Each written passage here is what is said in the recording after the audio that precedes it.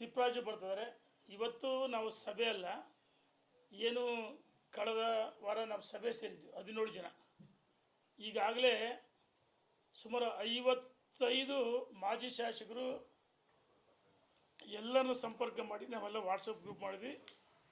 ನಮ್ಮ ಉದ್ದೇಶ ಒಂದೇ, ಕರ್ನಾಟಕದಲ್ಲಿ ಭಾರತೀಯ ಜನತಾ ಪಾರ್ಟಿ ರಾಜ್ಯದ ಅಧ್ಯಕ್ಷರು ಮಾಡಿದ್ದು ವಿಜೇಂದ್ರವ್ರನ್ನ, ಯಡಿಯೂರಪ್ಪನವರಲ್ಲ, ನಾವು ಯಾರೂ ಅಲ್ಲ. ನಮ್ಮ ಕೇಂದ್ರದ ವರಿಷ್ಠರಾದಂಥ ನರೇಂದ್ರ ಮೋದಿಜಿಯವರು, ಅಮಿತ್ ಶಾಜಿಯವರು, JP ನಡ್ಡಾಜಿಯವರು, BL ಸಂತೋಷ್ಜಿಯವರು, ಇವರು ದಾರಿಲಿ ಬೀದಿಲಿ ವಿಜೇಂದ್ರ ರಾಜ್ಯಾಧ್ಯಕ್ಷರಿಗೆ ಡಿಸೆಂಬರ್ಗೆ ಅಂತ್ಯ ಆಗುತ್ತೆ ಅಂತೇಳಿ ದಾರಿಲಿ ಬೀದಿಲಿ ಮಾತಾಡ್ತಿದ್ದಾರೆ. ಮತ್ತು ಪರ್ಯಾಯ ನಾಯಕತ್ವ, ನಾನು ಮಾಧ್ಯಮ ಸ್ನೇಹಿತರಲ್ಲಿ ವಿನಂತಿಯನ್ನು ಮಾಡ್ತೀನಿ.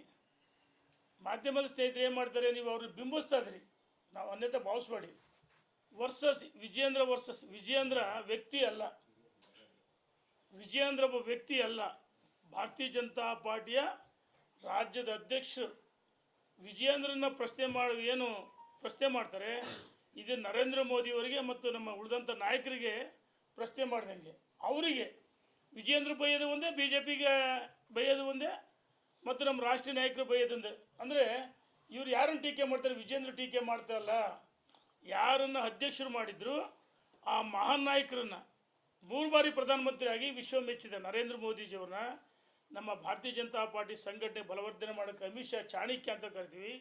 ನಮ್ಮ ನಡ್ಡಾಜಿಯವರು ಮತ್ತು ನಮ್ಮ ಕರ್ನಾಟಕದವರು ಸಂತೋಷಿಯವರು, ಇವರು 4 ಜನ ಬೈದಂಗೆ ಇವರು ಇಬ್ಬರು ಮೂವರು. ನೋಡಿ, ಮಾಧ್ಯಮ ಸ್ನೇಹಿತರು ಏನು ಮಾಡ್ತೀರಿ, ವಿಜೇಂದ್ರ ವರ್ಸಸ್ ಅಂತ ಅವ್ರು ತರ್ತೀರಿ. ಎಲೆಕ್ಟ್ರಾನಿಕ್ ಮೀಡಿಯಾ, ಪ್ರಿಂಟ್ ಮೀಡಿಯಾಗಳಲ್ಲಿ ವರ್ಸಸ್ ಇಲ್ಲ, ವಿಜೇಂದ್ರ ರಾಜ್ಯದ ಅಧ್ಯಕ್ಷರು. ಇವರು 4 ಜನ, ಕೆಲವರು ಸೀಟ್ಸ್ ಇಲ್ಲದರು, ಕೆಲವರು MP ಲೋಕಸಭಾ ಚುನಾವಣೆ ಸೋತವರು, ಮತ್ತು ಇಬ್ಬರು ಮೂವರು. ನಾನು ಕಳೆದ ವಾರ ಹೇಳಿದ್ದೆ, ನಮ್ಮ BC ಪಾಟೀಲ್ಜಿ ಅವರು ಯಾರು ಪಕ್ಷಕ್ಕೆ ಬಂದಿದ್ರು, ಬೈರತಿ ಬಸವರಾಜರವರು ಎಷ್ಟು ಗೌರವದಿಂದ ಪಕ್ಷಕ್ಕೆ ತಮ್ಮ ನಿಷ್ಠೆ, ಯಾರಿದೆ ಅಭಿಮಾನದಲ್ಲಿ. ಯಾರೋ ಒಬ್ಬರು ಬಂದರೂ ಪಕ್ಷ ಸ್ವಚ್ಛ ಮಾಡ್ತೀವಿ ಅಂತ ಹೇಳಿದರೆ, ಅರೆ ಯಡಿಯೂರಪ್ಪನವರು ರಾಜಕಾರಣದಾಗಿದ್ದ ನೀವು ಕಣ್ಣೇ ಬಿಟ್ಟುದಿಲ್ಲ, ನೀವು ಕಣ್ಣೇ ಬಿಟ್ಟಿರಲ್ಲ. ಈಗ ಯಡಿಯೂರಪ್ಪನವ್ರ ಬಗ್ಗೆ ಅಗೌರವ ಮಾತಾಡೋದು, ವಿಜೇಂದ್ರ ಬಗ್ಗೆ ಟೀಕೆ ಮಾಡೋದು, ಏನು ವಿಜೇಂದ್ರ ರಾಜ್ಯದ ಅಧ್ಯಕ್ಷ. ಹಾಗಾಗಿ ಮಾಧ್ಯಮ ಸ್ನೇಹಿತರು ಅವರನ್ನು 4 ಜನ ಅಷ್ಟೇ, ಅವ್ರು ಏನು 7-8 ಜನ ತಂಡ ಹೇಳಿದ್ರು, ಆ ತಂಡದಲ್ಲಿ ಯಾರೂ ಹೋಗೇ ಇಲ್ಲ. ಇವ್ರು ಏನಾಗಿದೆ ಅಂದರೆ, ನಾನು 2-3 ಬಾರಿ ಹೇಳಿದ್ದೀನಿ, ಇವ್ರ ಕತೆ ಏನಾಗಿದೆ ಅಂದರೆ, JH ಪಟೇಲ್ರು, ನಮ್ಮ BC ಪಾಟೀಲ್ಜಿ ಭಾಳ ಚೆನ್ನಾಗಿ ಗೊತ್ತಿದೆ. JH ಪಟೇಲ್ರು ಇದು ಓರಿ ಕತೆ ಹೇಳ್ತಿದ್ರು, ತೋಳ ಕಾಯ್ತಾ ಇತ್ತು, ಹಂಗೆ ಇವ್ರ ಕತೆ ಆಗಿದೆ. ಇವ್ರು 4-5 ಜನದ್ದು ಇವ್ರ ತೋಳುಗಳು ಕತೆ ಆಗಿದೆ. ಯಾವುದೇ ಕಾರಣಕ್ಕೂ ರಾಜ್ಯದ ಅಧ್ಯಕ್ಷರನ್ನ ಇಳಿಸೋಕ್ಕೆ ಸಾಧ್ಯವೇ ಇಲ್ಲ. ನಾವು ಈಗಾಗಲೇ ಎಲ್ಲ ಸೇರಿ ತೀರ್ಮಾನ ಮಾಡಿದ್ವಿ. 29 ಬೆಳಗ್ಗೆ ನಮ್ಮ ಕಟ್ಟ ಸುಬ್ರಹ್ಮಣ್ಯ ನಾಯ್ಡು ನಿವಾಸದಿಂದ 10 ಗಂಟೆಗೆ ಇಲ್ಲಿಂದ ಹೊರಟು ಕುರುಡುಮಲೆ ಗಣೇಶ ಮುಳುಬಾಗಿಲು ಕುರುಡುಮಲೆ ಗಣೇಶನ ದೇವಸ್ಥಾನದಲ್ಲಿ 29 ನಾಡಿದ್ದು ಶುಕ್ರವಾರ ಬೆಳಗ್ಗೆ ಹೋಗಿ ಗಣೇಶನ ಆಶೀರ್ವಾದವನ್ನು ಪಡೆದು, ಯಾರು ವಿನಾಕಾರಣ ದಾರಿಲಿ ಬೀದಿಲಿ ಮಾತಾಡ್ತಾರಲ್ಲ ಅವರಿಗೆ ಭಗವಂತ ಬುದ್ಧಿ ಕೊಡು, ಇನ್ನಾದರೂ ಅವ್ರಿಗೆ ಬುದ್ಧಿ ಕೊಡಲಿ. ಮತ್ತು ವಿಜೇಂದ್ರ ಅವರು ರಾಜ್ಯದ ಅಧ್ಯಕ್ಷರಿಗೆ ಪಕ್ಷವನ್ನು ಮುನ್ನಡೆಸ್ತಿದ್ದಾರೆ. ಸಂಘಟನೆ ಸಾಮರ್ಥ್ಯ, ಯುವಕರು ಸೆಳ್ತಕ್ಕಂಥ ಶಕ್ತಿ ಇದೆ. ಮತ್ತು ಯಡಿಯೂರಪ್ಪನವ್ರು ಮಾಸ್ ಲೀಡ್ರು, ಒಂದು ವರ್ಗಕ್ಕೆ, ಒಂದು ಜಾತಿಗೆ, ಒಂದು ಧರ್ಮಕ್ಕೆ ಸೀಮಿತ ಅಲ್ಲ, ಜಾತ್ಯತೀತ ನಾಯಕ. ಅವರ ಸೈಕಲ್, ನಾವು ಹೇಳಿದ ಅನೇಕ ಹೇಳಿದ್ವಿ, ಸೈಕಲ್ ತುಳಿದ್ರು, ಪಾದಯಾತ್ರೆ ಮಾಡಿದರು, 100 ಕೇಸ್ಗಳು, ಹೊಡೆತ ತಿಂದರು, ರಸ್ತೆಯಲ್ಲಿ ಮಲಗಿದ್ದರು, ಬಿದ್ದಿದ್ರು ಪಾಪ. ಶಿಕಾರಿಪುರದಲ್ಲಿ ದಿವಂಗತ ವೆಂಕಟಪ್ಪನವರು ಬಂದಿಖಾನ ಸಚಿವರಾಗಿದ್ದರು. ಅವರು ತಲೆಯಲ್ಲಿ ಬ್ಲಡ್ ಬರ್ತತ್ತು. ಅಂಥ ಸಂಕಷ್ಟದಲ್ಲಿ ಯಡಿಯೂರಪ್ಪನ ಪಕ್ಷವನ್ನು ಕಡಿದ ಸಂಘ ಪರಿವಾರ ಬಂದಿರತಕ್ಕಂಥ ಹಿನ್ನೆಲೆ ಯಡಿಯೂರಪ್ಪನ ಮುಖ್ಯಮಂತ್ರಿಯಾಗಿ ಕರ್ನಾಟಕದ ದಕ್ಷಿಣದ ಹೆಬ್ಬಾಗಿಲು ಅಂತ ನಾವು ಕರಿತೀವಿ, ಅಧಿಕಾರಕ್ಕೆ ತರುವುದರಲ್ಲಿ ಅವರ ಪ್ರಮುಖ ಪಾತ್ರ ಇದೆ. ಅವ್ರ ಜೊತೆಗೆ ಅನಂತಕುಮಾರ್ ಅವರು ಸಾಥ್ ಕೊಡ್ತಾರೆ. ಪಾಪ BB ಶಿವಪ್ಪನವ್ರು ಭಾಳಷ್ಟು ನಾಯಕರಿದ್ದಾರೆ. ಈಶ್ವರಪ್ಪನವ್ರು ಇಲ್ಲದೇ ಇದ್ದರು, ಅವರು ಅವ್ರ ಜೊತೆಗಿದ್ರು, ಇವತ್ತಿಲ್ಲ, ಇರಲಿ.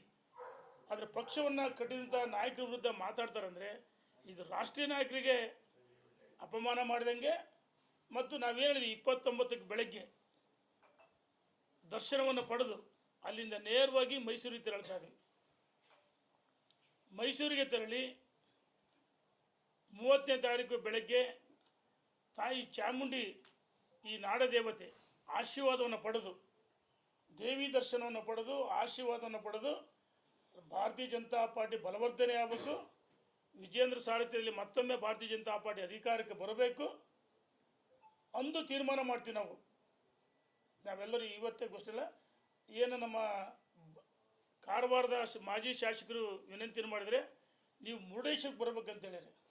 ಮುರುಡೇಶ್ವರದ ಸನ್ನಿಧಿಯಲ್ಲಿ ನಾವು ದರ್ಶನವನ್ನು ಪಡೆದು ಪಕ್ಷಕ್ಕೆ ಒಳ್ಳೆಯದಾಗಲಿ ಅಂತ ಹೇಳಿ ಅಲ್ಲಿ ಸಹ ಆಶೀರ್ವಾದವನ್ನು ಬೇಡ್ತೀವಿ. ಮತ್ತು ಅಂತಿಮವಾಗಿ ನಾವಿನ್ನೂ ಚರ್ಚೆ ಮಾಡಿಲ್ಲ, ಅಂತಿಮವಾಗಿ ನಿನ್ನೆ ರವೀಂದ್ರನಾಥ್ ನಮ್ಮ ಹಿರಿಯರು ಭಾರತೀಯ ಜನತಾ ಪಾರ್ಟಿ ಯಡಿಯೂರಪ್ಪನವರಿಗೆ ಭೀಷ್ಮ ಅಂತ ಕರ್ನಾಟಕದ ನಮ್ಮ ದಾವಣಗೆರೆ ಜಿಲ್ಲೆಗೆ ಅವರ ಒಂದು ಅಧ್ಯಕ್ಷತೆಯಲ್ಲಿ ನಿನ್ನೆ ಅವರು ಹೇಳಿದರೆ ವಿಜೇಂದ್ರ ಮುಖ್ಯಮಂತ್ರಿ ಬಗ್ಗೆ ಹಿರಿಯರ ಬಾಯಲ್ಲಿ ಬಂತು. ನಾನು ಹೇಳ್ತೀನಿ ಅಂದರೆ ಬಿಡ ಯಡಿಯೂರಪ್ಪನವ್ರ ಮನೆ ಅಂತ ಹೇಳ್ತಾರೆ. ನಿನ್ನೆ ರವೀಂದ್ರನಾಥ್ ಅವರು ಪಾಟೀಲ್ಜಿ ಅವರು ಭಾಳ ಸ್ಪಷ್ಟವಾಗಿ ಹೇಳಿದರು ಯಡಿಯೂರಪ್ಪನವ್ರ ಸನ್ನಿಧಿ ಸಮ್ಮುಖದಲ್ಲಿ. ಮತ್ತು ನಮ್ಮೆಲ್ಲರಿಗೂ ಹೇಳಿದರು, ಎಲ್ಲ ಜಿಲ್ಲೆಗೆ ಹೋಗೊಂಬರ್ರೆ ಸಂಘಟನೆ ಮಾಡೋಣ ಮತ್ತು ತಾಲೂಕು ವೈಸ್ ಹೋಗೋಣ ಅಂತ ಹೇಳಿದ್ರು. ಅಂಥವ್ರ ಅಧ್ಯಕ್ಷತೆಯಲ್ಲಿ ಏನು ಮಾಜಿ ಸಚಿವರುಗಳು, ಮಾಜಿ ಶಾಸಕರುಗಳು ಮತ್ತು ಚುನಾವಣೆಗೆ ಯಾರ ಸ್ಪರ್ಧೆ ಮಾಡಿದರು ಇವನ್ನೆಲ್ಲರೂ ಒಟ್ಟಾಗಿ ಸೇರಿಸಿ ಒಂದು ಪೂರ್ವಭಾವಿ ಸಭೆ ಮಾಡಿ ರವೀಂದ್ರನಾಥ್ ಅಧ್ಯಕ್ಷತೆಯಲ್ಲಿ ಭಾರತೀಯ ಜನತಾ ಪಾರ್ಟಿ ಬ್ಯಾನರ್ ಒಳಗೆ ಅಲ್ಲಿ ಜಿಲ್ಲಾಧ್ಯಕ್ಷರು ಇರ್ತಾರೆ, ಎಲ್ಲರೂ ಇರ್ತಾರೆ. ನಾವೇನು ಪಕ್ಷದ ಹೊರತು ಪರ್ಯಾಯವಾಗಿ ನಾಯಕತ್ವಲ್ಲೇ ನಮ್ಮದು. ಭಾರತೀಯ ಜನತಾ ಪಾರ್ಟಿಯ ಬ್ಯಾನರ್ ಅಡಿಯಲ್ಲಿ ಒಂದು ದೊಡ್ಡ ಸಮಾವೇಶ ಮಾಡಬೇಕಂತ ದಾವಣಗೆರೆಯಲ್ಲಿ ಅಂತಿಮ ಪೂರ್ವಭಾವಿ ಸಭೆ ಮಾಡಬೇಕಂತ ಯೋಚನೆ ಮಾಡಿದ್ದೀವಿ. ನಾವೆಲ್ಲ ಕುಳಿತು ಇದು ನಮ್ಮೆಲ್ಲರ ಸಾಮೂಹಿಕ, ನಾವೆಲ್ಲ ಸಾಮೂಹಿಕವಾಗಿ ಸಮಾನ ಮನಸ್ಕರು ಪಕ್ಷದ ಸಂಘಟನೆ ಬಲವರ್ಧನೆ ಆಗಬೇಕು. ರಾಜ್ಯದಲ್ಲಿ ಮತ್ತೊಮ್ಮೆ ಭಾರತೀಯ ಜನತಾ ಪಾರ್ಟಿ 2028 ಯಾವ ಸರ್ಕಾರ ಯಾವ ಟೈಮ್ನಾಗ ಬೀಳುತ್ತೆ ಹೇಳೋಕ್ಕಾಗಲ್ಲ. ನೋಡಿ, 3 ಉಪಚುನಾವಣೆಗಳು ಇವತ್ತು. ನಾನು ಕೇಳೋಕ್ಕೆ ಇಚ್ಛೆ ಪಡ್ತೀನಿ ಇವರಿಗೆ, ನಿಮ್ಮ ಹೋರಾಟ ಯಾರ ವಿರುದ್ಧ? ಕಾಂಗ್ರೆಸ್ ವಿರುದ್ಧ ಇರಬೇಕು. ಮೊನ್ನೆ ವಿಶ್ವನಾಥ್ ಭಾಳ ಚೆನ್ನಾಗಿ ಹೇಳಿದ್ದಾರೆ, ಇವ್ರು ಯಾರು ಹೋರಾಟ ಮಾಡ್ತಾರಲ್ಲ ಎಚ್ ವಿಶ್ವನಾಥರು, ಈಗೇನು ಈ ಪರ್ಯಾಯವಾಗಿ ಇವರು ನಾಯಕತ್ವ ಇವರನ್ನು ವ್ಯಕ್ತಿ ಸ್ವಯಂ ಘೋಷಿತ ನಾಯಕರು ಇವರು ಒಂದು ರೀತಿ ಮಹಮ್ಮದ್ ಬಿನ್ ತಗೊಳಕ್ಕಂತೆ ಆಡಳಿತ ಇದು ಟೂರ್ ಹೊರಟಿದ್ದಾರೆ. ಅದಕ್ಕೆ ವಿಶ್ವನಾಥ್ ಹೇಳಿದರೆ ಇವ್ರು ಯಾರದಲ್ಲ ಇವರು ಪ್ರವಾಸ ಮಾಡೋದು BJP ವಿರುದ್ಧ.